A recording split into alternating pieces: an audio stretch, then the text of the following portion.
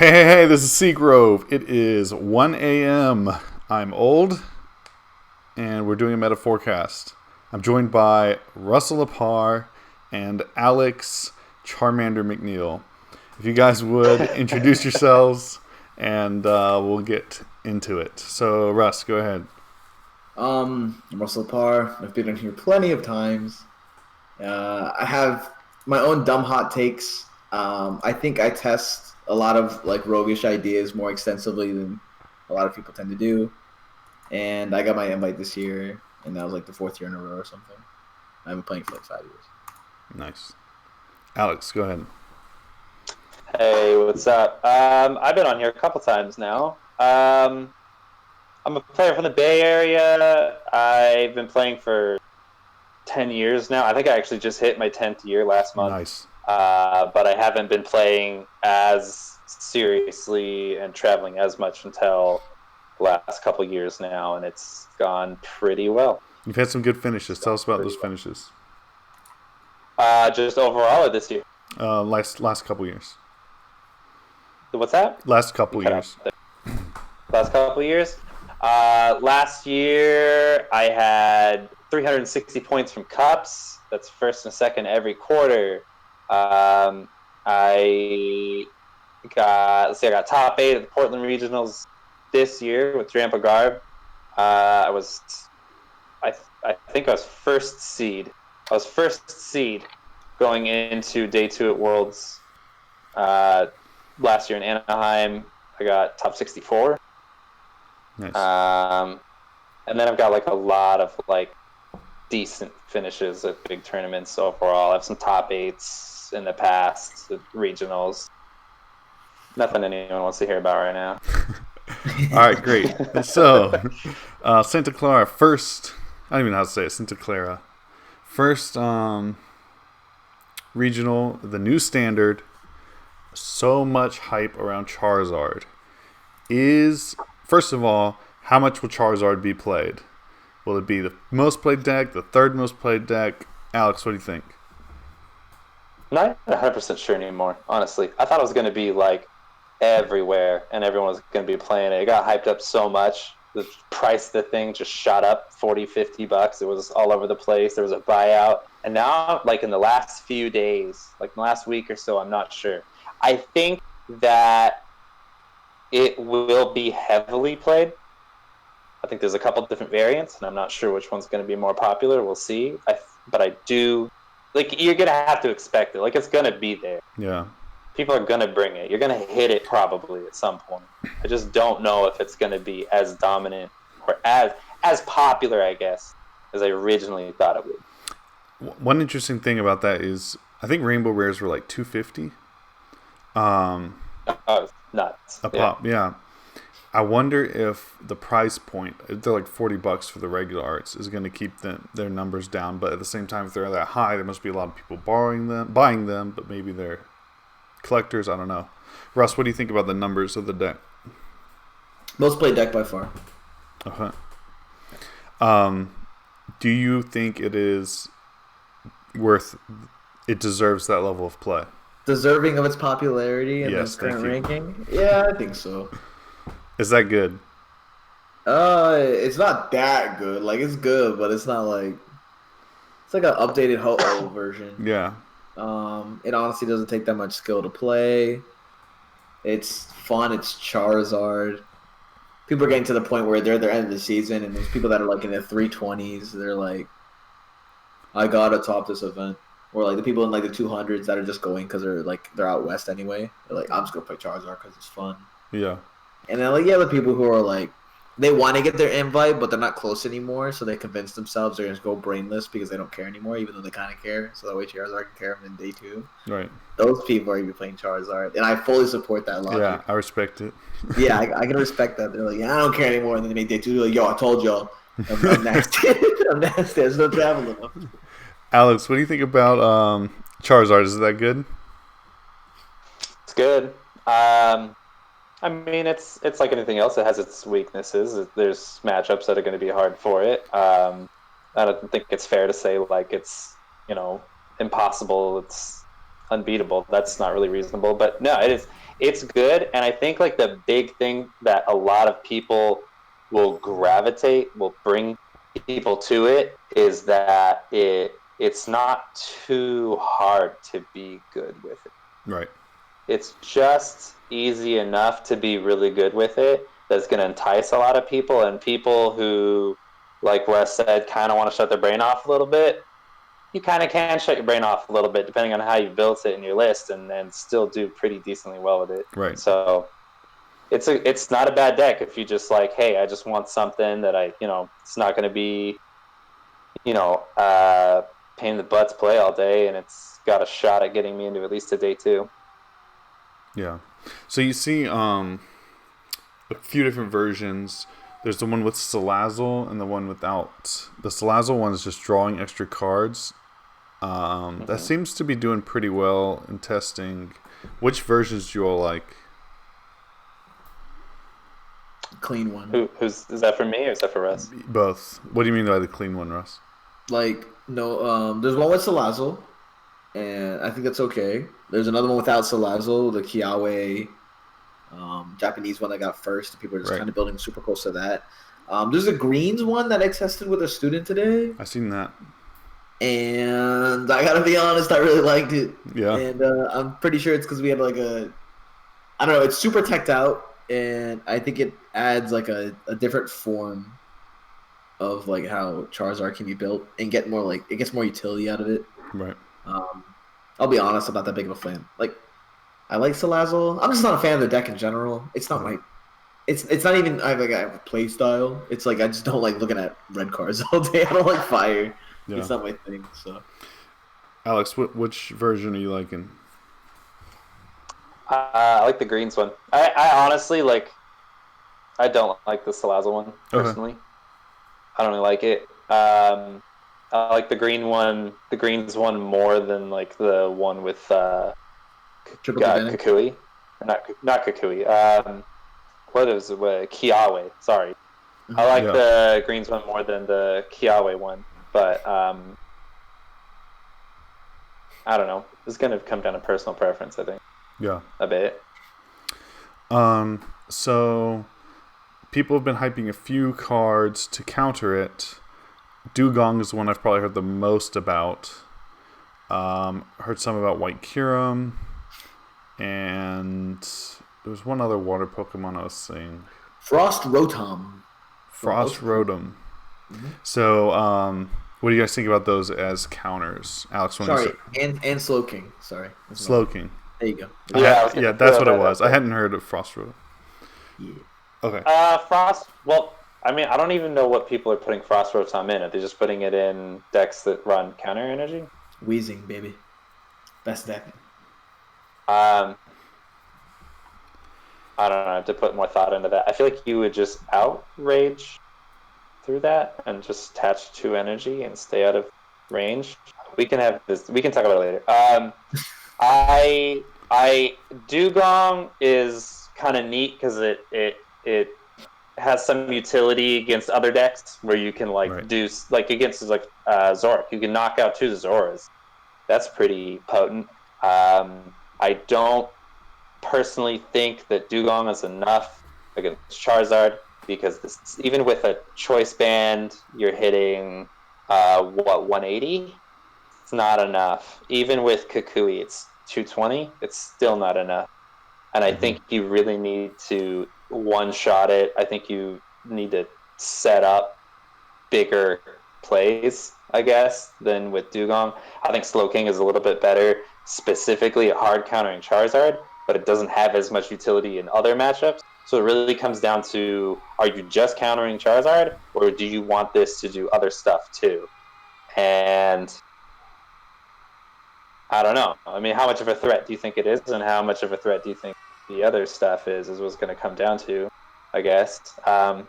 Personally, if I was going to play something, I'd probably play Slowking. Play the hard counter, and just not worry about it. No, on their entire board. On their entire board. Are you not worried that they're just going to go like Welder 2 energy and then just on a Charizard keep it active? Outrage right? Yeah, because people don't pilot Wheezing correctly. and that's the reason why it doesn't work. They're like, oh, I'm just gonna go Outrage, and then when you stack damage on me, I'm gonna get to the point where I can OHKO Weezing. But like, you're supposed to be integrating Larvitar and like spell tags into the swings, and so eventually you should be able to stack up enough where like you're gonna threaten the Charizard at like 110. And like people are missing hot tech that I put into like my deck that everyone seems to be missing as well. No one's testing Honchkrow. Yeah. Literally no one. They're all morons. Like it's so easy. I'm a little surprised no one. Because no one's playing Ultra Ball because Japan didn't play Ultra Ball. And so like this is just like Flygon all over again, where people don't have the correct list because they just go copy paste that. Not to say that Japan was bad, but their meta is so much different. They have reset stamp. Like why are we even looking at their stuff? Like at a certain extent, you're like I can see somewhat of your engine, and they're playing counter catcher, and when I have the argument, I'm like, for who? Like, what are you playing counter catcher for? And they're like, well, you fall behind, and I'm like, why do I care about what's active? And they're like, well, you could like move this and like manipulate damage around. I'm like, why don't I just swing and then Tapu Lele out of here? And then the way you're supposed to approach with Honchkrow is like, if you say you go into like turn 3, turn 4, there's like 150 damage out there. I'll go Honchkrow, Guzma, like some other GX, and put another 150 out there, or 160, and then pass with the Shrine on deck. And so they're like, oh, what if they knock out Honchkrow? I'm like, sweet, they got a prize. And then now my Tapu Lele goes for 6 prizes, and like 2 turns away, they're at 4 prizes left. Like there's a lot of things people are doing wrong with their lists, and they're not building it correctly. And then the way they're piloting is so like Weezing oriented that it blows my mind. I saw Azul's list; he only played 1 Tapu Koko. I was like, are you kidding me, bro? Like, how are you gonna pivot? And so he played like an adventure battle on skateboard, but like the Tapu Koko is the only way you beat Zoroark. Like they're gonna make a bunch of stage 1s because you went second. And because you didn't spread on them, Weezing does nothing the whole game until you hit a Shrine. And then by that time, they're always going to snowball Oranguru on you. So you go like turn 1 Coco spread. And then now all your Weezings stop turning into like this ability thing, into like a 40-20 to the whole bench. And like people just, they're not visualizing it correctly. And like Charizard can beat it easily with Miltank and like a couple of other ideas, but it's just... Yeah, I saw that. The uncreativeness coming out of like Weezing is what makes it like really ridiculous. This is also like hard focusing on that Charizard is like sitting there trying to use Outrage the whole time. But if they're trying to trade 2-hit KOs against my Weezing's getting so much value out of like being active. Like it's like, all right, so if it's getting 2-shot, then that means I'm getting at least 40 damage off the ability. I'm getting at least 80 damage off the attack, not including the bench, which if you only have 1 bench to play with the whole time, I'm getting 40 out of it, right? And so I'm getting 80, 40, 40, maybe I have a spell tag. And so you stack all the damage up in the numbers, and eventually you should be able to Honchkrow. If you can't Honchkrow, you Larvitar. But people are so obsessed with keeping Weezing active and like retreating back into another Weezing. And they want to counter catcher instead of playing a switcher and escape rope, that they're not like utilizing the damage on board, and they're looking to take the 3 prizes instead of the overall outlook of like their win condition. And once you start rethinking how you're gonna approach that win condition, it's what changes the matchup. And then Frost Rotom turns into, well, you can't OHKO with it. And I was like, well, I'm going to get 200 damage with this guy. So I could care less if I OHKO, because Tapu Lele is about to end the game. And if they're not swinging at me, then I'll keep doing it, like over and over again. The worst part was like, I did that, put like 250 on board, made a Honchkrow, then benched a new Charizard. I'm like, hit your Charizard for 260, go. And they're like, oh my god. And like, there's like 2 Charizard on board with the Den. And I was like, all right, well, Shrine's going to keep ticking. Once you take this knockout, I promote Weezing. And then I go escape rope into Tapu Lele, 6 prizes. Easy. And so like they have to be playing Max Potion, and they have to hit it the right moment. You talking about Weezing being active and people caring too much about that reminds me of an article Jason Kaczynski wrote on Durant, talking about people focusing on the one that like would have, I think you mill 1 card for each Durant in play. He's like, I remember that article. Yeah, he's talking about people focusing too much on getting all 4 Durant out at all times when like you want to mill the most cards, but sometimes you do something else, like Teammates. I think he was playing Teammates, and you get something else with it besides a way to get your Durant back, because that's what's more important at the moment. Like you can't focus too hard on one thing. Yeah, like it's like a lack of recognizing their win condition and a lack of ability to play to it. And then because we have so many like streamers and like YouTubers that are like, they're the ones putting out their content, they don't really dedicate time to the lists. Right. Like I'll be completely honest. Like any YouTuber that says they took like massive time to like look at the list that they're putting out for their video is just complete crap. They mean Like 5 hours. like some of them like me. Like I've been at this for like 4 weeks. You know, like I saw Wheezing Print. I posted on Facebook. I didn't even say anything. I just posted Wheezing. Yeah. Like it's like all right. This is good. This is bad. This is bad. Send it to Keon. Keon, what do you think? He's like, add Ultra Ball, bro. There's like no way you can't play this without it. And I was like, what do we get on Ultra Ball? Then one of my students hit me up. He's like, oh, we had a Contra. And I was like, what? What? It's like this is more thinking and like just expanding my mind about what it adds. Yeah. And people are they're too focused on KOs with a spread deck where it doesn't make much sense at all. Mm-hmm. I've seen like 4 shrines and they're like, why am I dead drawing? And I'm like, because you have 4 shrines, bro. Like, what if shrines stuck and now you can't hit your win condition of counter energy Tapu Lele? Right. Because you're too busy like constructing into trash. And yeah, it's stuff like that. Like counter catcher. Like, why do you need to move stuff? If they're overbenching their board, you should be able to beat them already. And that's why Frost Rotom, like, it does its job. And then when Frost Rotom's not there, you just Mimikyu. And Mimikyu doesn't even need OHKO. It's 230 response pass. Mm-hmm. On turn 2, when they're 5 prizes, 230 response. And that's why you need 2 Koko so you can pivot. And so, like, when people go 1 Koko, I'm just like, what are you doing? They're like, well, if it gets knocked out, I'll just stretch her back up. And I was like, yeah, but what if that's, like, the turn you need to make the play? And the deck falls behind because it's inconsistent, draws awkwardly. And people don't know how to play when they're, like, pushed up against the wall. They just go back to Zoroark. So I know you love the deck. Is it? Mm-hmm. Is it? It's tier 1 by far. Tier 1? Okay. Yeah, it's by far tier 1. Is it the best deck in the format? I don't think so. There's too many techs that hard dedicate against it. It's inconsistent as compared to other top tier decks. I pretty much put it at the bottom of tier 1. Okay. And it free wins a lot of matchups, and then it can get like near auto one based upon the tech that's added into it. And going into a blind meta, you just have to run into the people that aren't playing that blind tech unless you yourself are going to play it. Right. It struggles with stall because they can just fob away and then loop you. And my build, like in my article I'm writing, I'm pretty much posting the core of what every list needs to have, and then there's like 24 spots left over.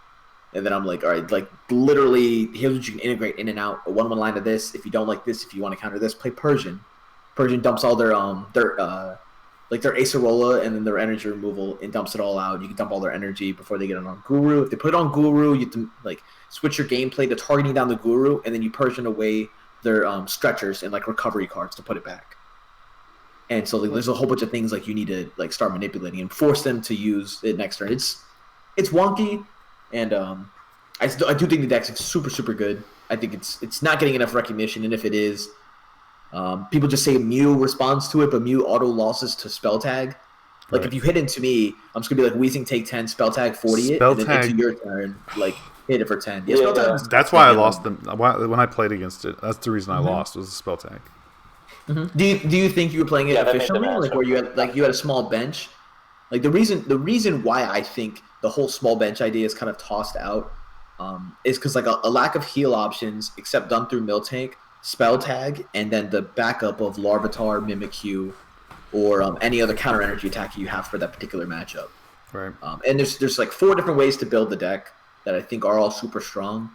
And there's also the counter gain version, where you can go like counter energy, counter gain, White Kyurem one shot your Charizard turn 2.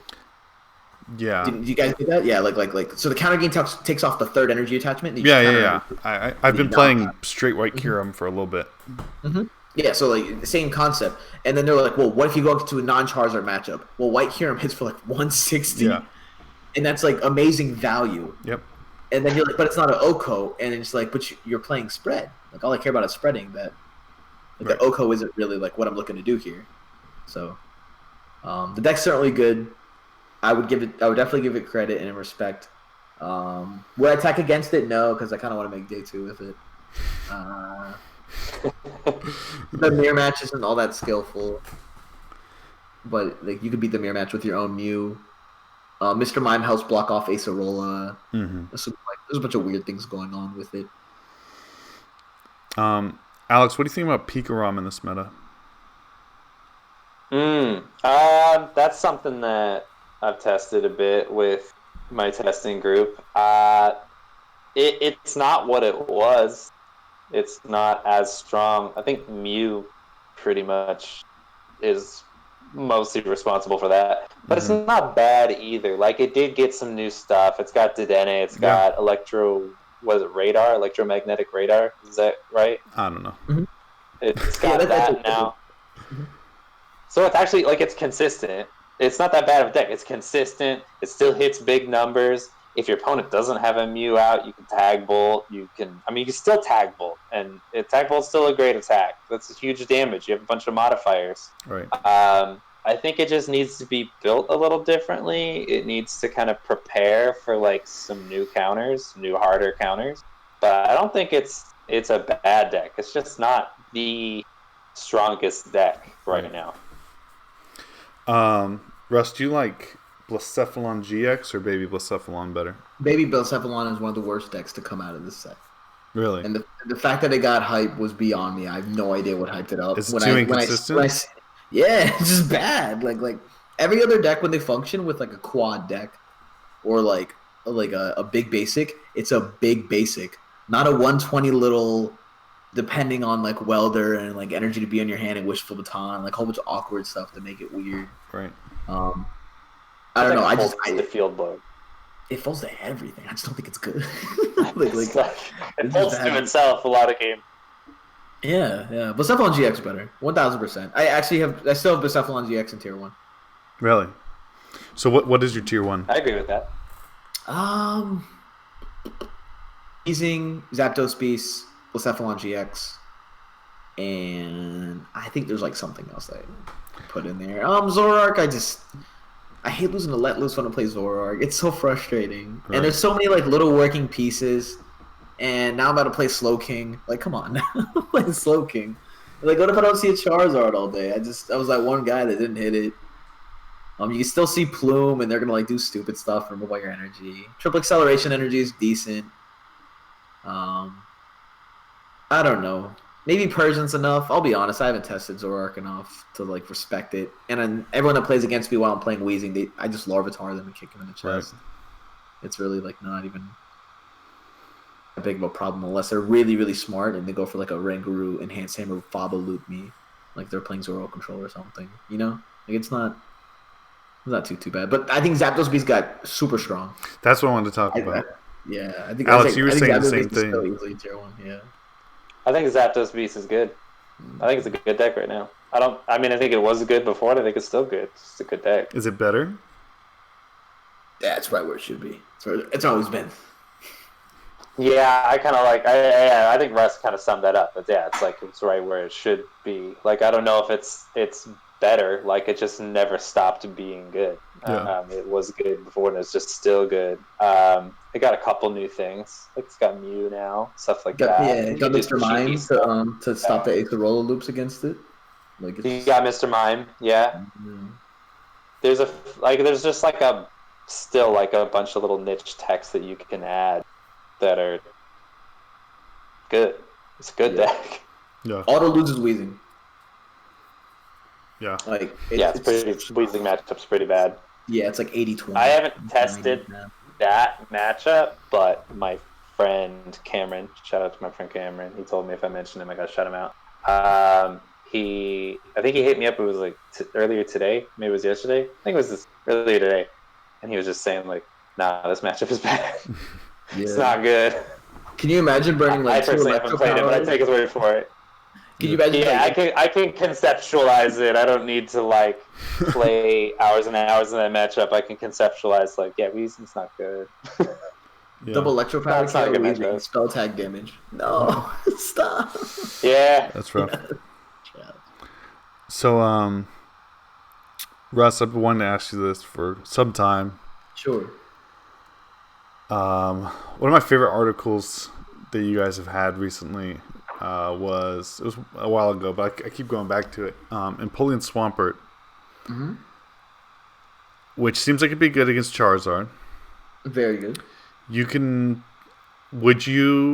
Two questions, and I want to hear the first.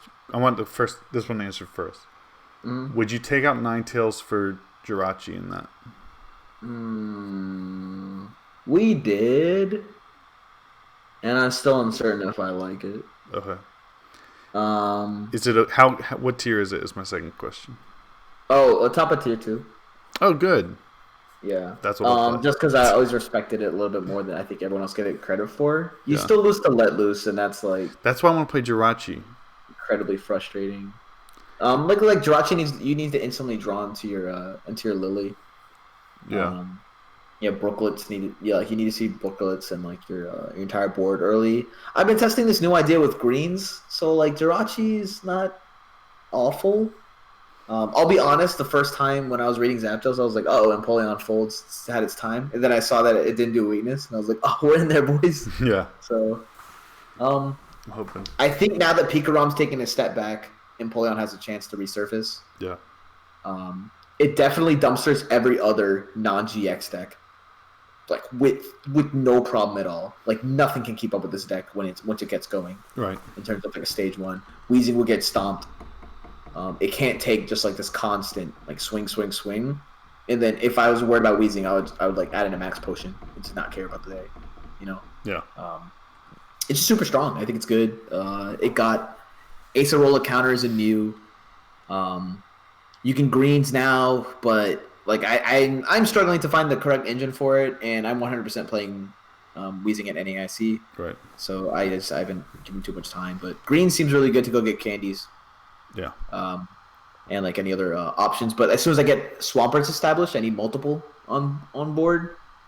So you pretty much have the same issue as always. You can't open all those basics. You get a huge setup, and yeah, still a good deck. All right. So the 3 decks I was interested in was White Kyurem. Like I played quad White Kyurem, and it was not very great. And that deck, and then the other one was Greninja Zork. Mm-hmm. And what do you all think about Greninja Zork? It felt like every time I played it, it felt really good, and then I would lose. And I was like, well, I guess this isn't good. Like it feels like a good deck, but like it's not its time right now. That's what it felt like to me.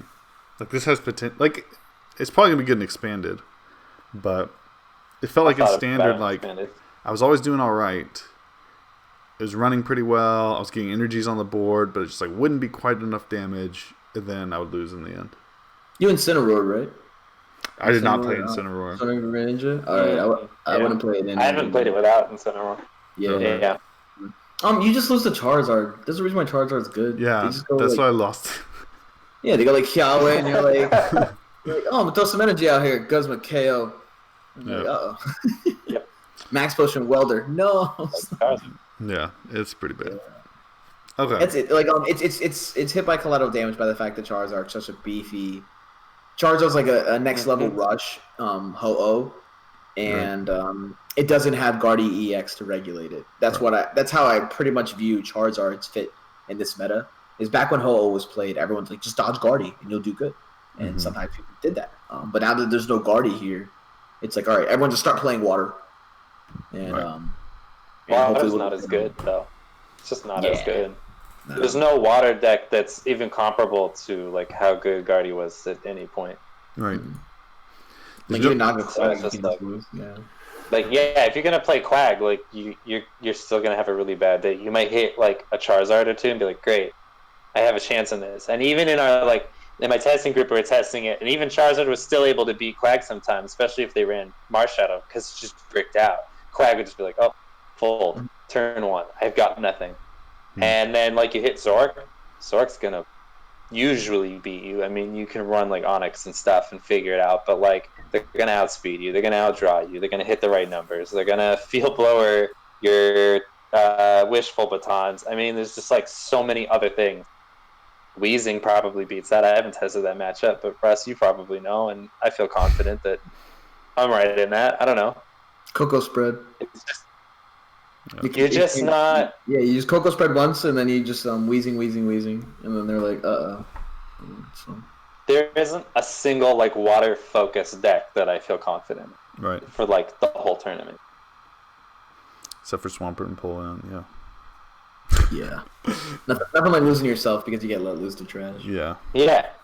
It's a rare candy deck. Like if you're playing a rare candy deck, best of 3, you're gonna get let loose. Yep. You're gonna get let loose hard. Mm-hmm. Let loose is still there. It hasn't gone anywhere. For sure. Yeah. All right, I'm about to fall asleep, so let's finish this up. What you left out a few decks I think are slept on. All right, quick, let's go through them. Vika-Volt. Let's rattle them off. Vika-Volt, Rayquaza. The Vika-Volt Charge-a-Bug. The one that's like you just start swinging with actual Vika-Volt. That deck's not bad. I don't know. Good. What's it do? If it I would not be surprised. I don't know the cards. There's a Charge-a-Bug that says you can attach this card from your hand to one of your Vika-Volt or Vika-Volt GX. While it's attached to a Pokemon, it counts as 2 lightning. It does not count as your attachment for the turn. So you just go Charge-a-Bug, and then you throw stuff at it. Nope. And then you also, I'm pretty sure that works with Coco GX too, right? Yes. So you can like put them down, and then Coco GX, and then go in, and then attach to him, because they're lightning energy. Smooth it on him. Because it's lightning. Yeah. And then you have Lure Ball. It says flip 3 coins for each head. Grab an evolution Pokemon, you just discard pile back in your hand. So hopefully you can know how to flip heads. Yeah. Then you rescue Stretcher, and bring them back in the deck, and then you draw them all out. And then you play 1 or 2 Dedenne. So when you take a prize lead with Vika-Volt and you go get Candy Vika-Volt, you just Den and then get there.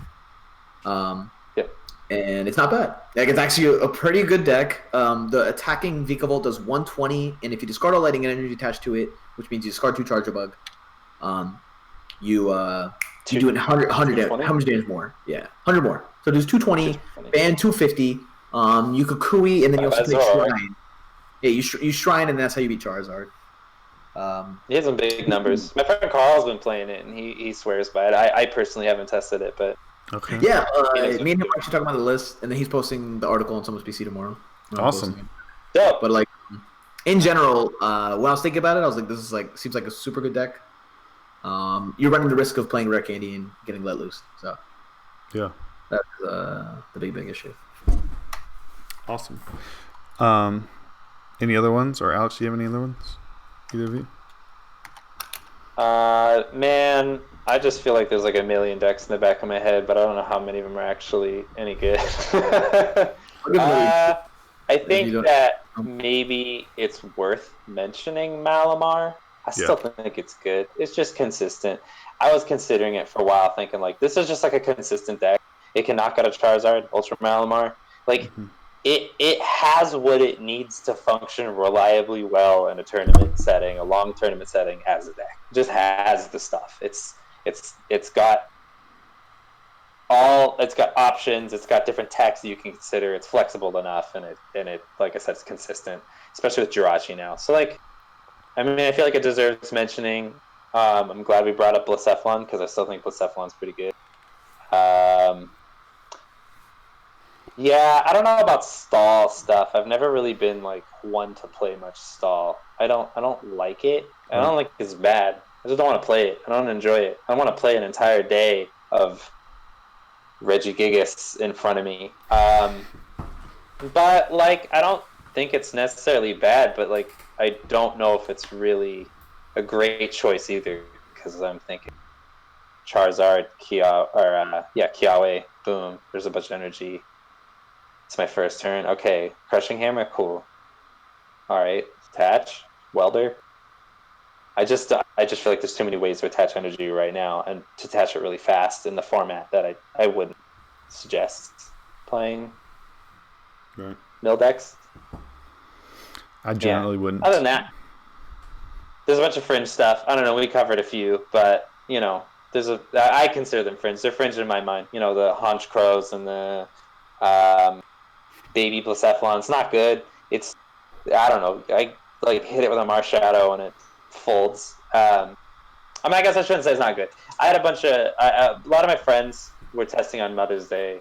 They had like a big get together and I couldn't make it, and they were saying that it actually did pretty well, but in my experience, it didn't do very well. Right. So I don't know. Take that for what it is, I guess. I missed that. There might be something to it. I think it just loses the field blower. I think that's what they figured out, is that like it's good if they don't field blower you, because they can just stream attacks. But then like if you get field blowers, it's over. Yeah. And that's a card. Like I would definitely tell people like, yeah, play field blower for this tournament. Whatever you're playing, you can always add a field blower. 1000% agree.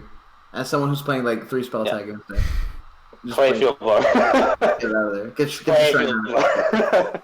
Play two. I don't know. We didn't mention Guardian. I think Guardian's really good. Okay. I think if Charizard wasn't in the format, Guardian would actually be a problem. Guardian? Yeah, Guardian Sylveon.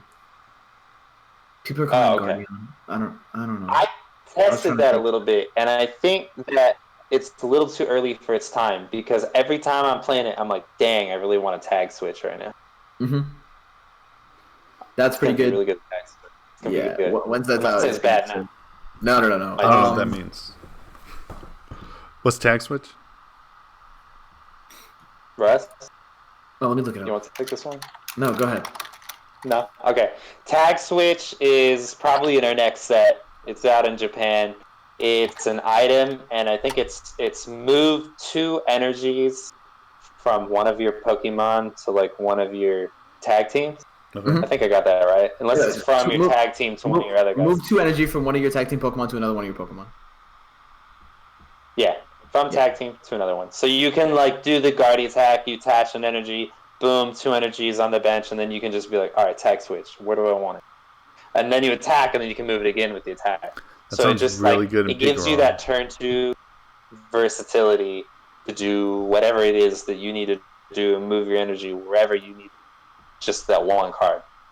Whenever I played it now without tag switch, I'm always just sitting there on my second, third turn thinking like, dang, tag switch should be really good right now. If I had 2, it could just GX you. You wouldn't have a hand. But we don't have it yet. So, I mean, it's a cool deck. I don't think it's bad. I wouldn't say, like, I wouldn't totally down talk it, say it's terrible. It's just, like, it's going to be a lot better tag switch, in my opinion. Yeah. The Buzzmosa deck, I don't think is that good. Okay. I don't think the Honchkrow empty hand madness thing, it's too combo oriented. If someone does that to you, you might as well call it Judge because it's like Exodia'd you. Yeah. they open Exodia. I don't like it. Also Jirachi. Just like your opponent starts Jirachi, and you're like, oh, you have no hand. They're like, whoop, oh, I got a Lily. Now I got a big hand. It did so well in the testing. It's because like Zapdos Beast is still just super consistent. Yeah. And you only lose like, oh, I lost my hand and I couldn't set up a Zap Striker or couldn't get to this. But with everyone trying these like big 3 prize like GX or Zap Beast is like, oh sweet.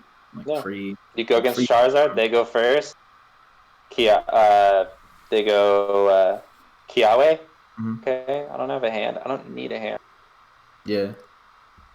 And they and then they open the Charizard.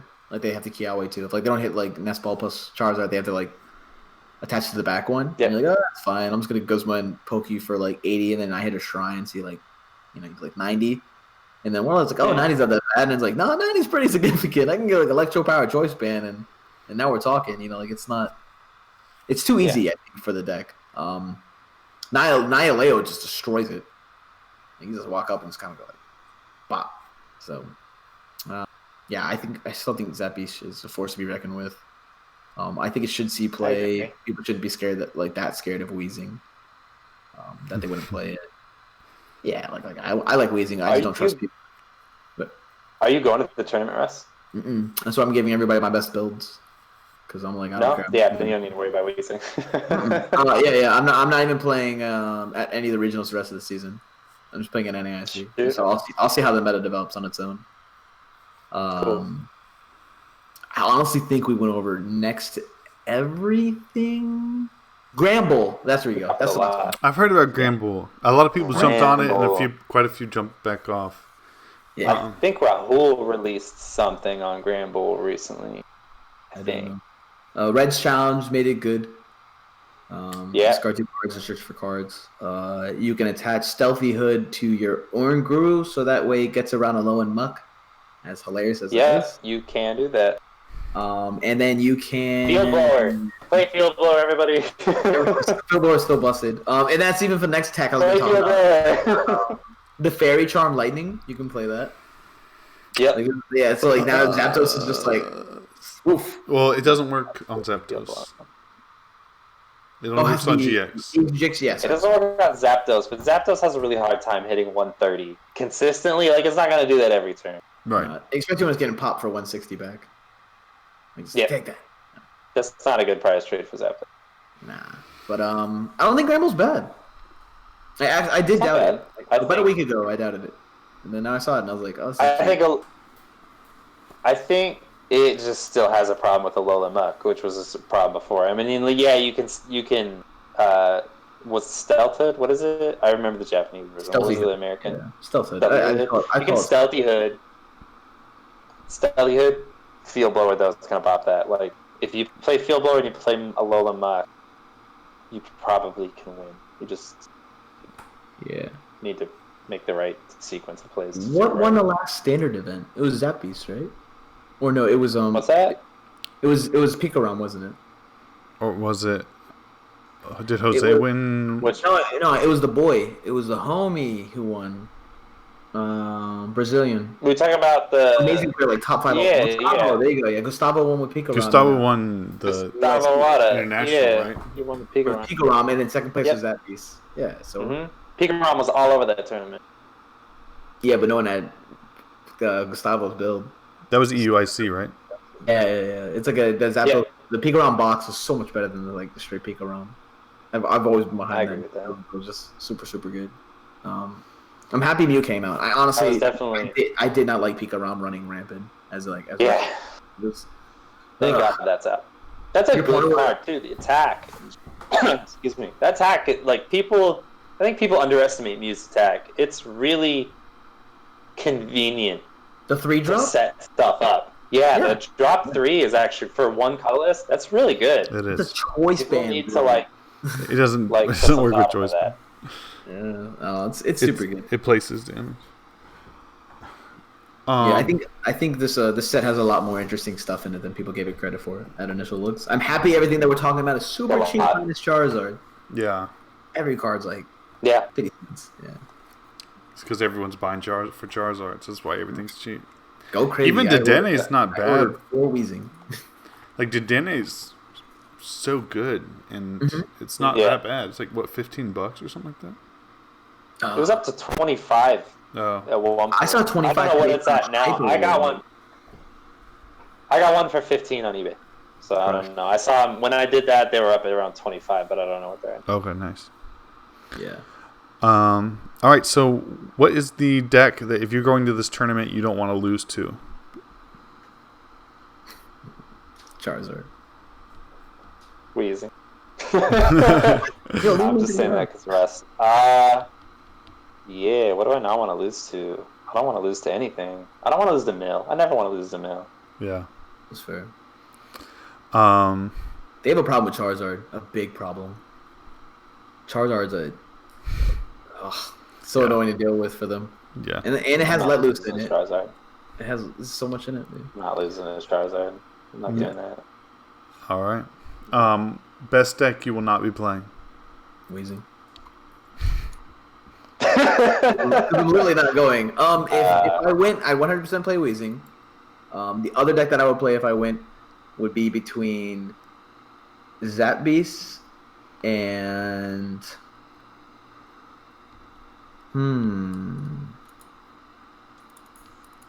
the tryhard Russ would be playing probably Blacephalon Welder. Okay, GX. I think I can get more done with that than someone can using Charizard, especially when I'd incorporate one prize attackers into it. I'd have weird stuff in my build. I wouldn't be a copy paste though. Do you even play Naganadel anymore? Yeah, okay. I still have a little thin line, a little something. Okay. Alex, what do you think? Best deck you know when you're not playing. Yep. Probably Charizard. Okay. Keeping your options open. There's no Charizard. Yeah, probably. I'm not totally 100% sure I'm not playing it, but I don't think I'm going to play it. Yeah. All right. I will say people need to read every comment in this set. Actually go through this set and make sure you don't get surprised by silly tech, because there's a lot of silliness in this format. People are coming out with Machoke to counter Weezing, and then like you have like Dugong and Slowking, and then people. I mean, people have been like reading Persian GX, and I'm like, this shouldn't be a card you're reading just now. You should know what this does, or else you're gonna knock out like a Lele for free, and then they're gonna go grab they're gonna Mallow. They're literally gonna Mallow without doing anything yet, and like that's, I know it's super strong. Yeah, I think every card is like in this set needs to be read. So please do that. Don't be lazy. All right. Well, any shout outs before we close? Russ, why don't you start? Shout out to Someone's PC. I love you guys, and I'm sorry not all of us are attending Santa Clara. Shout out to our sponsors, Ultimate Guard and Flipside Gaming. Shout out to Weezing for honestly bringing my faith back into this game, because this break has been phenomenal, and I really did not miss playing Pokemon. And then once Weezing got printed, it like sparked a new fire inside of me, where I actually like feel the desire to play. When I see cards and like I like hold them and play with them, it's like a different feeling than it was before. It's like when you stop playing Pokemon Go for like 2 years and you come back and you open it up and it soundmates, and you're like, oh, right, yeah, right, and then you can go catch something random. It's rejuvenated me. So shout out to Weezing. Cool. Alex. Yeah, I want to shout out all my friends in my testing group in the Bay Area. Especially lately, my friend and I, Cameron, have been testing a lot. He's been putting a lot of work with me, and I really appreciate it. So shout out to Cameron Shinoy.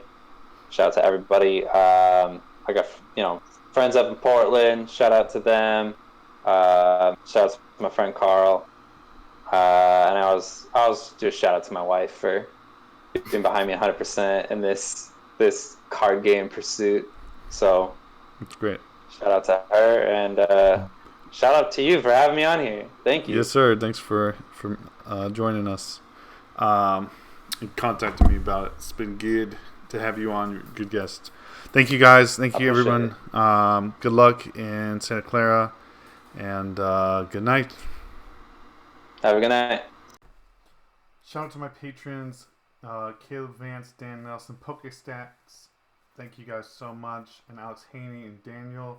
Appreciate it a lot. Steve, Enrico, Jess Swinson, Stefan Ivanov, Cecil, Gabe, Will, and Brian. Thank you guys so much for supporting the channel, supporting me, and helping me continue to produce content, which I believe is beneficial for people who are watching.